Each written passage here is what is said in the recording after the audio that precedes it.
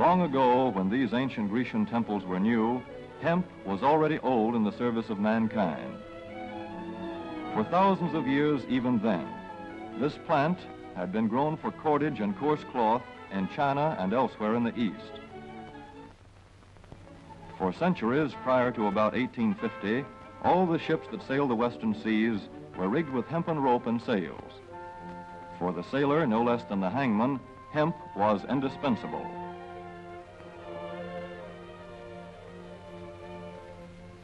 A 44-gun frigate, like our cherished old Ironsides, took over 60 tons of hemp for rigging. Including an anchor cable 25 inches in circumference.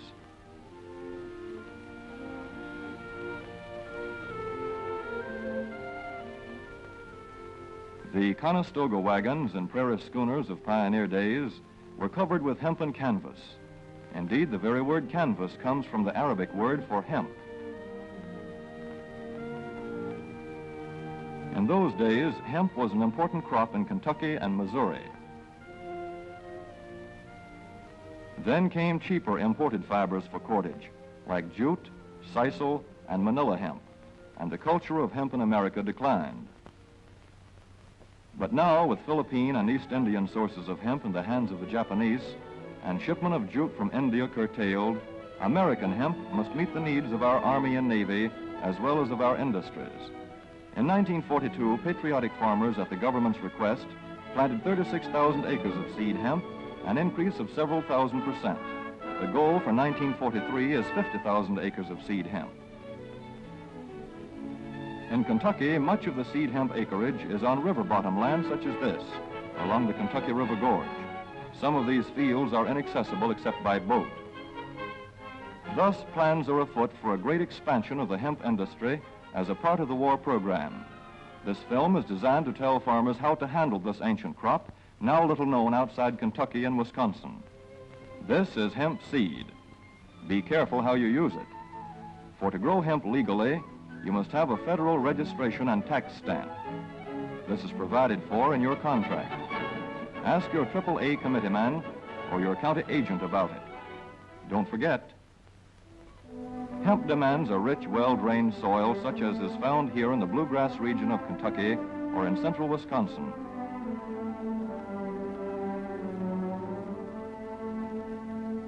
It must be loose and rich in organic matter.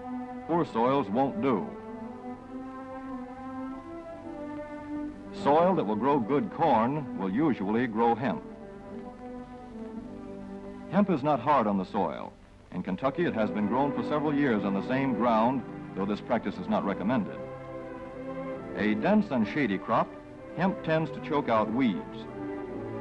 Here's a Canada thistle that couldn't stand the competition. Dead as a dodo. Thus, hemp leaves the ground in good condition for the following crop. For fiber, hemp should be sown 5 pecks to the acre. With drill, the closer the rows, the better. These rows are spaced about 4 inches. This hemp has been broadcast. Either way, it should be sown thick enough to grow a slender stalk.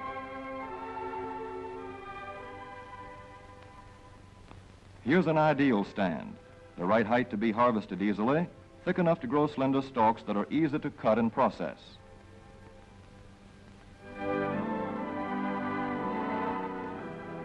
Stalks like these here on the left, they yield the most fiber and the best. Those on the right are too coarse and woody. For seed, hemp is planted in hills like corn, sometimes by hand. Hemp is a dioecious plant. The female flower is inconspicuous, but the male flower is easily spotted. In seed production, after the pollen has been shed, these male plants are cut out. These are the seeds on a female plant. Hemp for fiber is ready to harvest when the pollen is shedding and the leaves are falling. In Kentucky, hemp harvest comes in August. Here, the old standby has been the self-rake reaper, which has been used for a generation or more. Hemp grows so luxuriantly in Kentucky that harvesting is sometimes difficult, which may account for the popularity of the self-rake with its lateral stroke.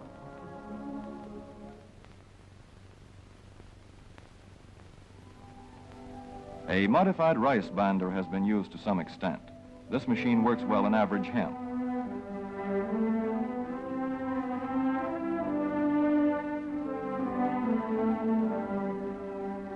Recently, the improved hemp harvester, used for many years in Wisconsin, has been introduced in Kentucky.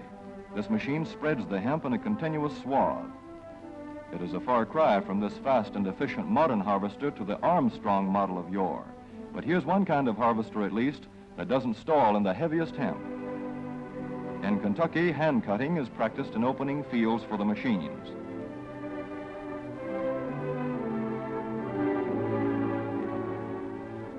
In Kentucky, hemp is shucked as soon as safe after cutting, to be spread out for retting later in the fall.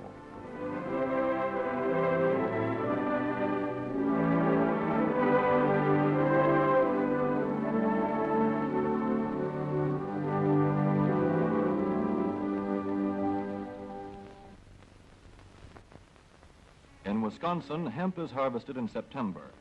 Here, the hemp harvester with automatic spreader is standard equipment. Note how smoothly the rotating apron lays the swath preparatory to retting. Here it is a common and essential practice to leave headlands around hemp fields. These strips may be planted to other crops, preferably small grain. Thus, the harvester has room to make its first round without preparatory hand cutting. Here the machine is running over corn stubble. When the cutter bar is much shorter than the hemp is tall, overlapping occurs. Not so good for retting. The standard cut is 8 to 9 feet. The length of time hemp is left on the ground to ret depends on the weather. The swaths must be turned to get a uniform ret.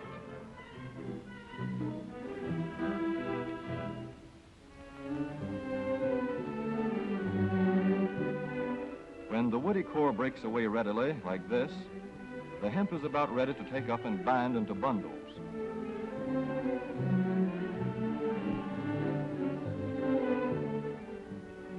Well-retted hemp is light to dark gray. The fiber tends to pull away from the stalk. The presence of stalks in the bowstring stage indicates that retting is well underway.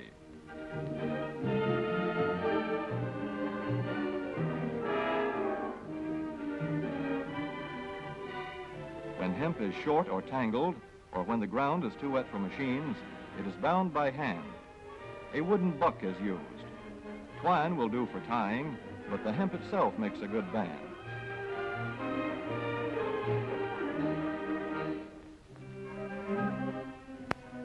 When conditions are favorable, the pickup binder is commonly used. The swaths should lie smooth and even with stalks parallel. The picker won't work well in tangled hemp.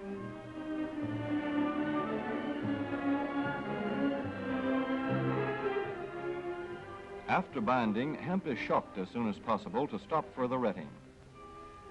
In 1942, 14,000 acres of fiber hemp were harvested in the United States. The goal for 1943 is 300,000 acres. Thus, hemp, Cannabis sativa, the old standby cordage fiber, is staging a strong comeback. This is Kentucky hemp going into the dryer of a mill at Versailles.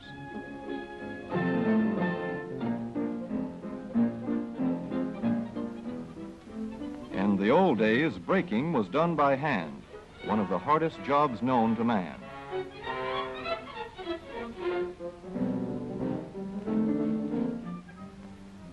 Now the power breaker makes quick work of it.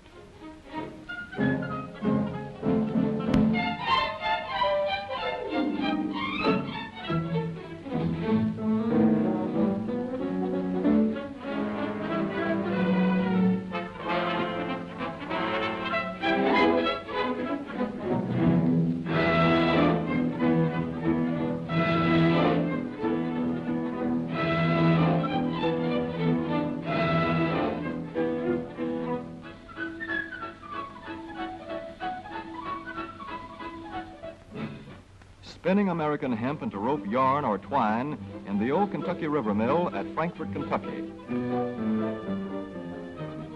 Another pioneer plant that has been making cordage for more than a century.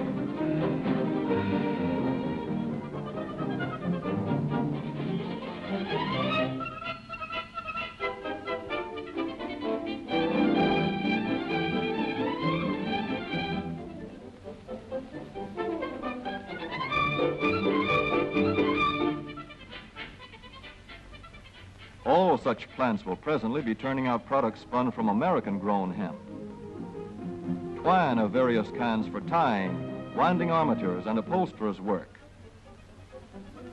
Rope for marine rigging and towing, for hay forks, derricks, and heavy-duty tackle. Light-duty fire hose. Thread for shoes for millions of American soldiers. And parachute webbing for our paratroopers.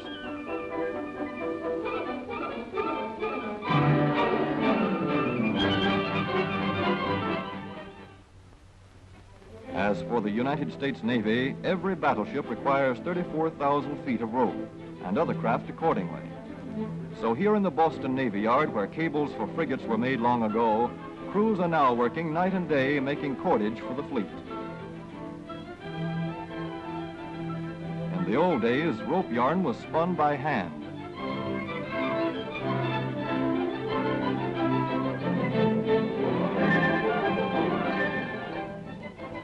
Today, even the rope walk is mechanized.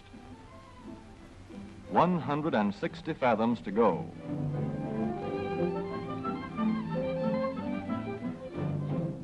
The rope yarn feeds through holes in an iron plate.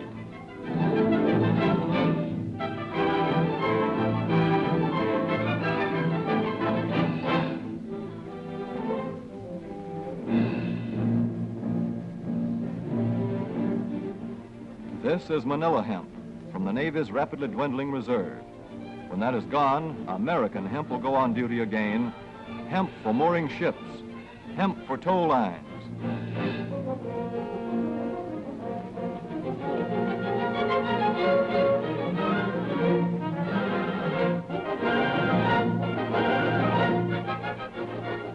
Hemp for tackle and gear. Hemp for countless naval uses, both on ship and shore. Just as in the days when old Ironside sailed the seas victorious, with her hempen shrouds and hempen sails.